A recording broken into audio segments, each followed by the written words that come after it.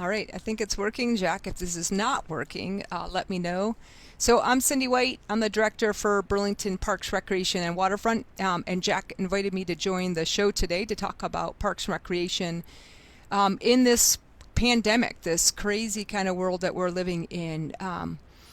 So just a little tiny bit about myself because there's students watching, and so there's that opportunity to share about this incredible field of Parks and Recreation. So for the students that are interns for the Sustainable Transportation, I just want to give you this sort of thought of thinking about municipal Parks and Recreation as a potential career.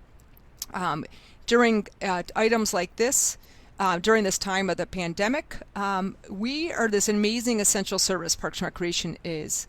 Across the country, everybody is flocking to our parks, and it's a time where you can really give back. So if you're thinking about yourself, what am I going to do with, I don't really know what I'm going to be doing with sustainable transportation as a career, I really want you to think about Parks and Recreation. And if you have any questions, feel free to reach out to me through Burlington Parks Rec Waterfront, and I'd be happy to help guide you along the way. I'd say meet you for coffee, but it'll be a little while before we meet for coffee in person, but I'm getting pretty good at a Zoom cup of coffee. So what is Parks and Recreation? How's it going for us? It's been a really challenging time. So nationally, I think you're probably seeing the impacts at our national parks, where they're taking away the admission fee with the idea of people were losing jobs, and that would just be something that you could help. But then all of a sudden, everybody's going to the national parks. And was that what we wanted? Was that what we wanted for people to be traveling and overusing these spaces at the time where really they're supposed to be staying home and staying local? So then that's that national perspective. From the national perspective, our national parks, there's these impacts. And then we see it from a state level. The state is struggling with the fact that they're really not even technically open. I mean, the state parks are open all the time. You can stop at a state park and go use the trails. But now all of a sudden people are flocking in at the state parks, which are regional destinations, and they're having challenges with trailheads. And then you get to the sort of microcosm of local. So right now in Burlington, we have, I think, about 42% of the land in Burlington is open space. So Burlington's very fortunate. But then we're struggling with how do people use our parks in this time where there's the social distancing issues. So national, state, and then local, lots going on. But the nice part is that we have a lot of really great resources. As you all use social media for your different needs, we're able to use that for ourselves. There's different sources where I get information and support from my colleagues. There's one called Women in Parks and Recreation. I think there's a couple thousand members of that organization, and it's an opportunity for us to share with each other. What are we doing? Programming ideas. Whose playgrounds are closed, whose skate parks are closed, and such. So you're getting a sense of how this is going nationally. And then also I have other ones where I've gone to a school called Director's School. So we have a Facebook social group where we get together from kind of that director level and supporting each other. And then most recently, I pulled together a meeting using Zoom, which I don't even know if I'd heard about Zoom up until 3 weeks ago. And now I have and know a lot more about Zoom. So using Zoom, we collected all the directors. So really kind of sticking to that high level, collecting the directors from all over the state. And we met via Zoom to just talk about what are we doing? Is there things that we want to be doing with a collective voice? Our national association with a collective voice said that we all needed to close our playgrounds. That was a collective decision across the country that was made, that you need to close your playgrounds. So what do we need to be doing stateside? Are there any other decisions that we want to be making that we say are, across the state we're doing X? I know for myself, one of the things that was really challenging, and I will show all of you, this is my Park and Recreation bear. It says I'm a Park and Rec kid because I truly am a Park and Rec kid. I live and breathe this profession, something I'm incredibly passionate about. And so this bear yesterday helped me get through. Bear. The press release that we had to do yesterday. We made the decision to take the hoops down in our basketball courts, lock our tennis courts, and lock our dog parks. And that's a really, when you're, I said, I quoted, I think they quoted me on the paper, is that, it's like losing an appendage. It really truly was.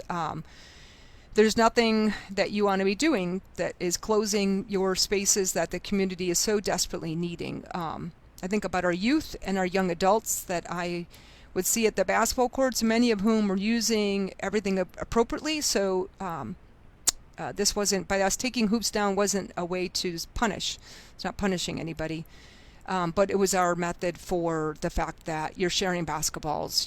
There's a lot of sharing of equipment going on, and not everybody was completely getting it.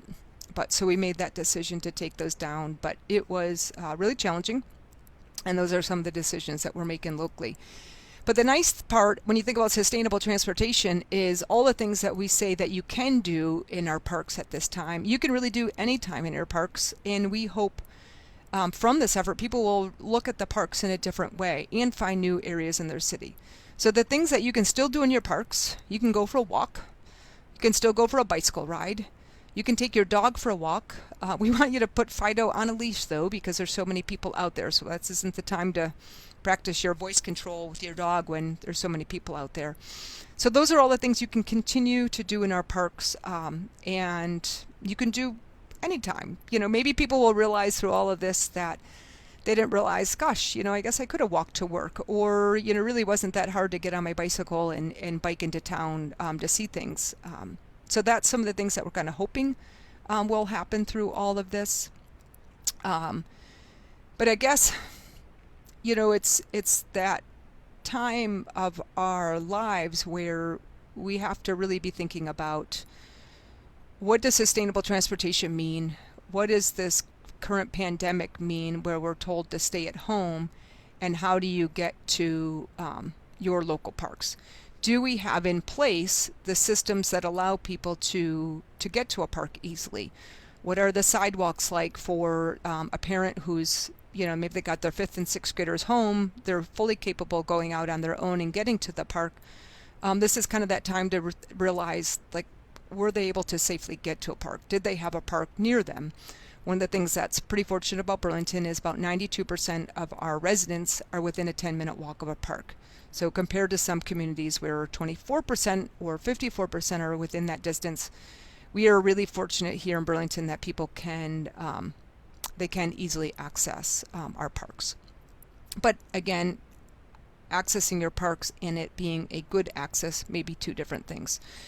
So we can encourage people, if you're here in Burlington, as you're noticing and getting out into your parks more, are there things that we could be doing that would enable you to get to it more easily, more safely? Some of them may be pieces that we can pass on to our friends at DPW as far as crosswalks, if there's some improvements that need to be made there. But it's that time for us to make some of those changes. So that's kind of really, in a nutshell, what we're doing here. And I don't know if anybody has any questions about parks in their area or parks here in Burlington that would help them, that we could answer for you here. Not that we have all the answers here in Burlington. We're still struggling with all of it. And again, it's a great time to be a park and recreation professional because we are doing this incredibly essential service for our communities, to be able to give them places to go out and play safely. But if anybody has any questions, feel free to ask. Those interns that are listening in, put your thoughtful question on what you think might be helpful for us to be able to talk about, or that we can get more information for you on.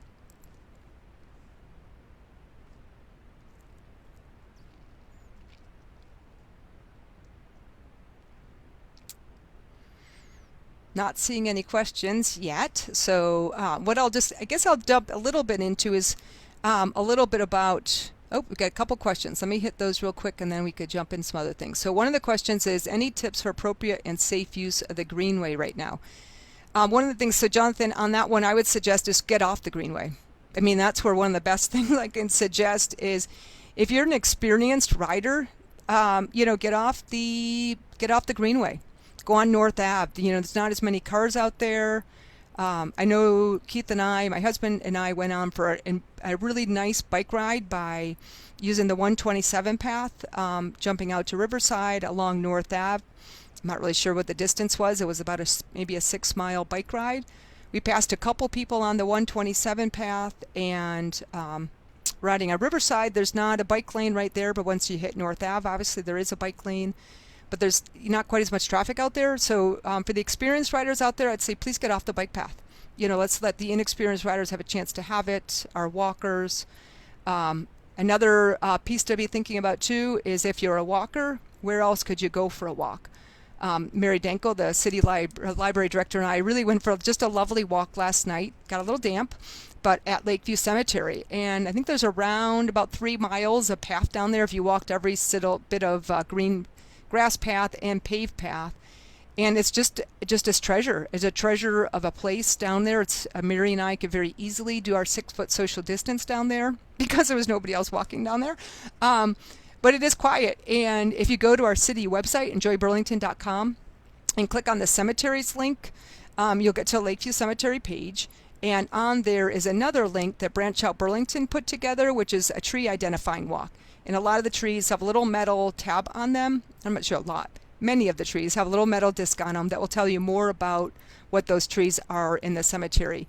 It's almost like an arboretum down there. I'm not sure how many different trees, but maybe 50 different species of trees that are down in our cemetery. So to that question is, how about you get off the bike path? Leave it. We'll try to leave it for the walkers as much as possible, and the walkers finding other places to walk. Let me just see what else we have. So we have Jack's asking, do you feel that the changed habits in terms of increased walk and biking during this crisis will continue beyond the crisis? I would think that it will. I think it's one where people sometimes forget how easy exercise can be, and also maybe hadn't really thought about it as being this essential. So in Vermont with the governor, and I think across the country, they've included exercise as something that's included. So recognizing the importance for mental and physical health, being able to get out and exercise. I know in our community it's not as tight as in some places where it's about 200 meters is as far as you can go from your home. But we're encouraging people to stay local as much as possible. So my hope is that we will see increased people just walking and biking, find how simple it is and how special their communities are for being able to go out and share their green spaces. So my friend Julie from Syracuse, I just have to give her a heads up. She's the director in Syracuse. She says, thank you for proclaiming us as essential for quality of life right now. She's doing amazing things in Syracuse, and thank her for that. Jason asks us, any thoughts on where people are taking their dogs with dog parks closed? Greenmount has seen a big rise in dogs. That is, I think, Jason, that's a great comment. Technically, dogs are not allowed in our cemeteries. That is something that's restricted. So hopefully we don't see a big increase in dogs in the cemeteries, but it sounds like we are a bit. So that reminder to anybody listening in that dogs are excluded from cemeteries at this time. Or any time, it really doesn't mean in the future we couldn't change rules, but join our cemetery commission and you can help with that. Just a little plug. So right now, I think where I'm looking out right now, I look out my window. I live out in the New North End, and there's sidewalks, and hopefully people are taking their dog for a walk in the neighborhood. You don't have to go to a dog park to take your dog for a walk. I realize some dogs are more energetic than others, but right now, take your dog for a longer walk if you can, because we need those dogs on leash. There's so many people out there. I gave an example was I went for a run one morning at Ethan Allen Park, and I'm coming down the hill. I see this older couple coming up a hill, and all of a sudden these 2 dogs come out, running right out onto the path. The couple down below stopped. I stopped, and we're looking for the owner. Owner eventually comes out. And, I tried to have a reasonable conversation with the person about, you need to have your dogs on leash. And it went so-so, that conversation. But it's that time to keep your dogs on leash, because I don't know if those dogs are going to chase me as I'm running as I go past them. This older couple doesn't know what they should be doing. So just put your dog on a leash. If they need a lot of exercise, take them for a longer walk. And and just be respectful. Be respectful of all the people that are out there, and that we need to have safe places for us to walk without worrying about a dog off leash. And if anybody else has any questions, I will just talk a little bit about, until I see any more questions, about programming. It's really kind of interesting how the programming has changed and how quickly we all adapt. Who would have thought about a yoga class on Zoom before, these past week or two? But we're starting to see yoga classes popping up where people are able to still, they can't get out from their home, and the instructors can't open their studios, but they're finding this other way to still connect with their students. And you can be at home and have a yoga class. And I think to myself, gosh, should we be doing this more often? It's nice to be able to get in person for the yoga class, but who couldn't take the class that was 45 minutes away because work was done at 5 and they couldn't get out till 5:30, but they can't make the class? So, do you do a Zoom live while the class is going on, and more people will be able to participate? I want to give a shout out to my friends at BCA. They've done a home studio. They really jumped on this bandwagon and had things organized very well and very fast. They're going to be taking their Facebook group and putting it onto a website so it's even more accessible. But they're doing classes every Monday, Wednesday, Friday. They're doing personal classes with local artists and paying those artists so that they continue to be paid to be doing classes for our community. But anybody could jump on. Doreen was using the example of that her grandchild will do the art class each day. She joins in whatever the art class is, and then she shares with Doreen at the end of the day this object that she made. And for those of us that don't live close by to parents, my kids were young when my children were younger. We lived out in the coast of Washington State, so we moved when my youngest was 5 months old, and then next one was 3 and 5. And I think, wow, that's really neat how we could have shared that experience. Internet was still kind of going then, so it was kind of a while ago, but it's something you can do now. So could grandparents, Zoom, and you're doing art together. While COVID-19 is really kind of this tragic time for our country, is there going to be this rapid innovation that's going to happen that allows us to connect in other unique ways.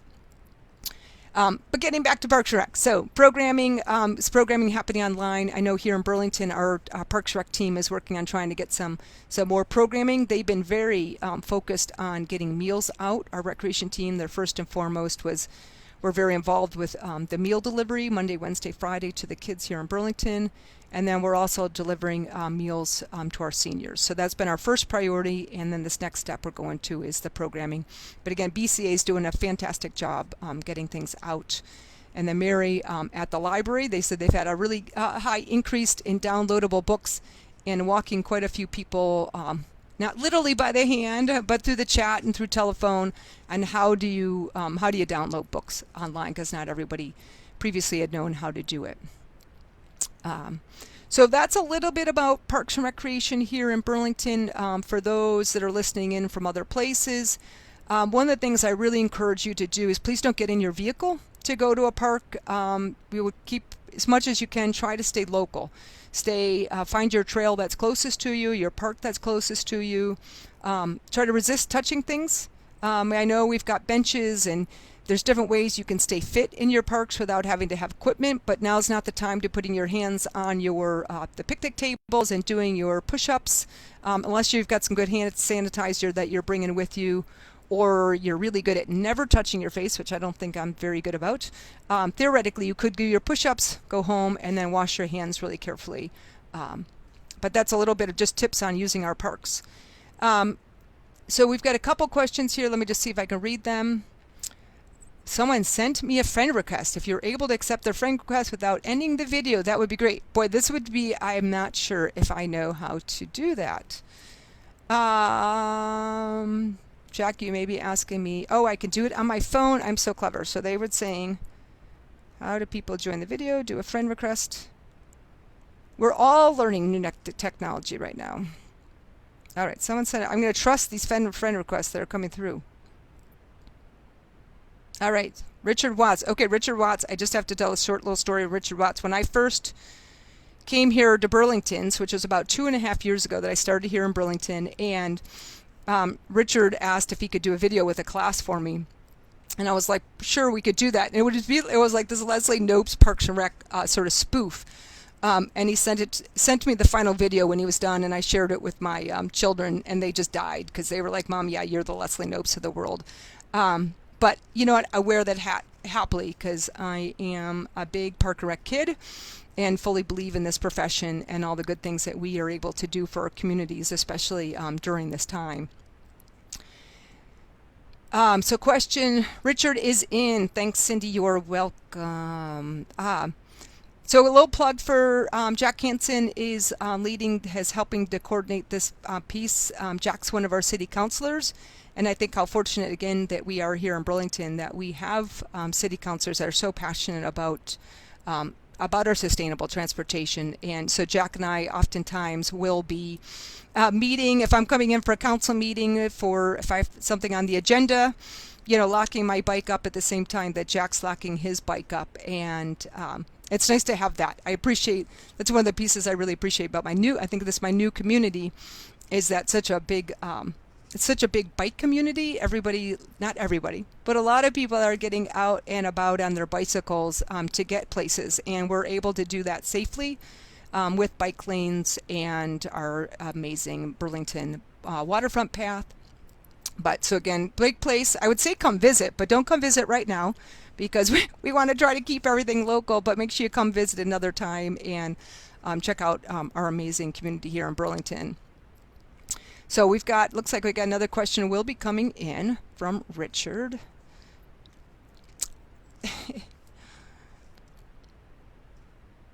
All right, so I just wanted fun to see some of my friends, my Park and Rec friends are watching on this video. So Jack told me, I will be telling you this one part. So I thought I was doing this to 8 students. And then as we're prepping, getting ready for this class, Jack says, no, this is actually going to be Facebook Live. And I'm like, oh, I'm so glad you told me that.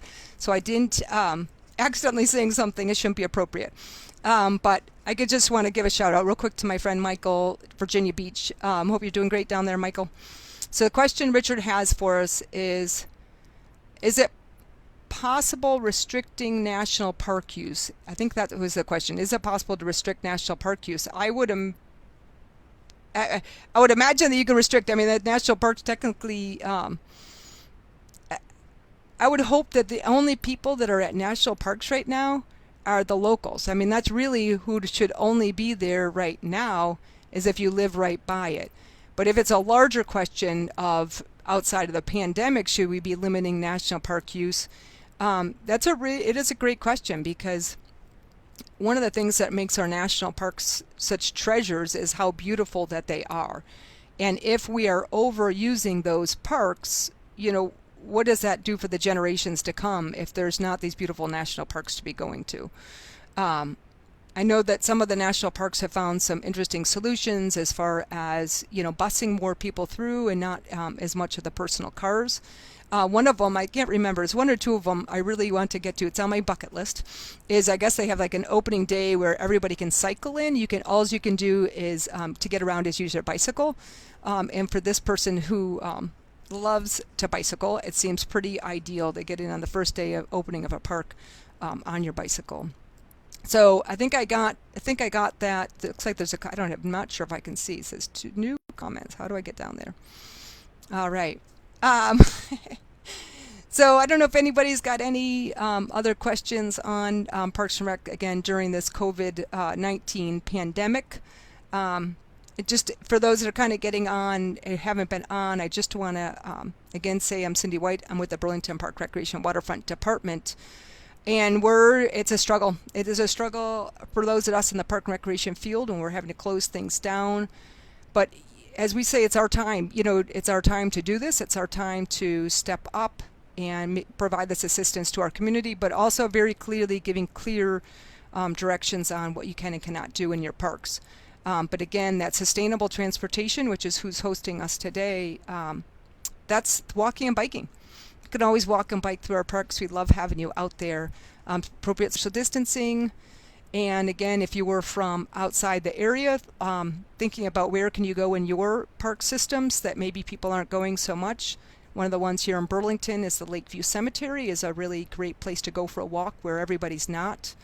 He's got another question here. Richard is, what about in Vermont? Are we open in all of our parks? When more people use recreation, keep doing it. Is there any silver lining here with more people wanting to be outside? You definitely the silver lining. One of the things that's kind of interesting I wonder about is all the families who are usually racing around to all these club sports. You know, their kid may be, we're in spring now, so they may be still on an AU basketball team, but they're also signed up for baseball and they're on their club soccer team. So they're juggling 3 sports. They're traveling off to all these different states, and now they're home. They're home spending these time as a family and not racing off. Taking one parent taking one kid, another parent taking their kid, and then the baby's like on the back having to go to all of it. Will we see a change there as far as club sports after this? Will people get a little taste of what it is not to be racing everywhere? I don't think that's a bad thing. Michael asks, how are your staff doing that are still working and maintaining the parks? So our staff, I feel like they've been struggling because we've had to pull back some of the service. And so we're balancing that part as far as our park staff of what's essential when in Vermont we have a strict stay-at-home executive order right now. And so they kind of have given this list of what you can and cannot do at this time. And so like we know that we can empty trash. We know we have to do that. We know that we have to continue to sanitize where we can be sanitizing. But then there's kind of this gray line of should we be, cleaning out all the gardens right now in all the parks or not? Is that, where does that fall into sort of essential service? We're reassigning some of our staff to be collecting data for us and getting out to the parks to help as kind of a park attendant to help people understand about social distancing and how to do it safely and appropriately. And we're hoping that data will help inform some of our decisions with where we're putting staff or not putting staff. But I think the staff, I think the staff are doing all right. I think the staff at some level are doing okay. We're just trying to acknowledge that it's not easy. It's not easy when everything you want to do is to make our parks beautiful, but partly what you're doing and staying home at some level and not 100% full in is keeping our community safe too. So how will the pandemic affect your 2021 budget? Well, you're just talking about that with staff. So that is definitely one where, right now we're in our fiscal 20 budget. So we're in the middle finishing that one up. And as far as the budget goes for city, the message right now is you don't spend. Don't spend money unless you absolutely have to be spending money. And so, we have to buy rubber gloves. We have to get face masks. We have to get disinfectant. But otherwise, we're just trying not to spend any money because it's a struggle. We're all bleeding money right now. Our campground reservations get canceled left and right. So that means that's revenue we don't have. We don't know, are people going to be able to be coming in from Quebec this year on their boats to use our marina? We don't know the answer to that question. And then for 21, we're just looking out to, are there some major projects that we could be put on hold, a shift for a year, and instead we use some of those funds for just the essential work that we have to get done in our parks. We need to seed them, we need to fertilize them. All that has to continue to happen in order to have these places for the park to use. But could a tennis court project get put on hold and we take much of our capital projects and we shift it a year? So that's some of the things that we're juggling with as far as the budgets go. And the priority for us is keeping our staff going. How do we keep our staff going to be able to have the service for our community? Let me just take a quick look and make sure I got the questions. Okay, what can the city be doing more generally during the crisis to support your awesome work? Well, thank you. And your department, is more funding an issue, and are there other things your department could benefit from during this crisis more generally? So what can the city be doing? So I would say what the city can be doing is please use our parks. We're so happy to have you out in them. Bring your trash home. So if you were here in Burlington or any park, it's really helpful if you just take your trash home, look around you as you're going. Please pick things up because otherwise our staff have to pick those things up. Bring your trash home and just to help get the word out about social distancing in parks. Model it. Model that when you come up to when you see a friend, when you get to a park, that you stop and you give each other that 6-foot social distancing. You're modeling what it's like to have a conversation as you walk along a bike path or preferably not the bike path. You have so many people out there as you're walking through Lakeview Cemetery or some other quiet place about that 6-foot social distance. So I'd ask you to model. That's one of the best ways you can help us is getting out, using our parks because we want you out there, but model that appropriate social distance and pick up your garbage. And if you see any other garbage and you can pick it up safely, pick it up. But if you don't have gloves and such on, our staff are appropriately attired to be able to pick those things up. So thank you for asking. That's appreciate you wanting to help us out with the work that we're doing. Let me just see if we got another comment. Let's see. I'm going to just make sure I got Richard's questions asked. And I think that silver lining is just will more people be using recreation, keep doing it? We talked about that a little bit earlier, and I really believe so. I really believe that we're going to see that what people are doing now, they will continue to do because they'll realize how easy it was to, put your sneakers on, go out your door and find your local park. I'm incredibly fortunate here. I live in the new north end of Burlington. We call it a little bit of suburbia in some ways. It's a lot of single family homes. And I didn't realize it when we moved in. My husband and I had a pretty short list when we were looking for a house. As a department head in Burlington, we were required to live in the city, which wasn't an issue for us. I've always lived where I've worked, which I really believe in because it helps you really become a part of that community. We wanted 3 bedrooms because we wanted our children to come back and visit us. And we wanted a 2-car garage. And most people would think you'd want a 2-car garage because maybe you have 2 cars. But no, for those of us that know as well, we wanted a 2-car garage because we needed a place for all our bicycles. And as that was a primary piece is there. And now we're down to 1 car. I never thought I would be a 1-car family, but living here in Burlington, we can easily be a 1-car family. It makes it pretty easy. So anyway, the other thing we discovered though when we were out here in New North End of Burlington was this amazing park system that we have out around us. We're able to go on an 8-mile cross-country ski out and cross one road. That's it. I cross one road and I get this amazing cross-country ski or a bike ride. So that's a pretty fortunate part living here in the new north end of Burlington. So if anybody was thinking about moving anywhere, highly recommend new north end Burlington. But even in our inner city of Burlington we've got a lot of nice small parks. Some of them it's a little bit sad now as we've closed playgrounds. That makes it more challenging, and that gets to some of the equity pieces. As in your inner cities, you tend to have smaller parks, and then when all of a sudden you start closing some of those spaces off, what is that? How do you help your community? Well, that's where Public Works has come in. The Public Works is stepping up, and they're looking at closing off some streets or limiting access streets, or trying to take some bike lanes and making them closing them. Allowing some pedestrians to walk in those spaces because we have less cars. Bikers can probably go in the travel lane, and we make some spaces for the walkers. But that's that community partnership, working with your other agencies to help out. But let me just double check if there's any more questions because I don't want to miss anything. We got the budget, helping people out, we take care of our staff. I think that's pretty much all the questions. Jack, I don't know if there's anything else that you guys wanted me to cover.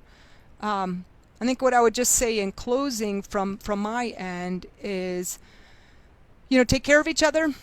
Look out for your neighbors. Visit your parks, but remember your parks when all is said and done, and where things are not quite so crazy.